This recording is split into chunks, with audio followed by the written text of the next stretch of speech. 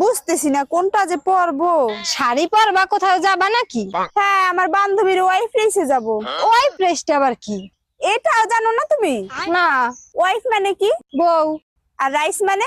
ভাত। দুইটা মিলে কি হইলো? বউ ভাত। বুঝতেছি না কোনটা যে পরবো। শাড়ি পরবা, কোথাও যাবা নাকি? হ্যাঁ, আমার বান্ধবীর ওয়াইফ রেসে যাব।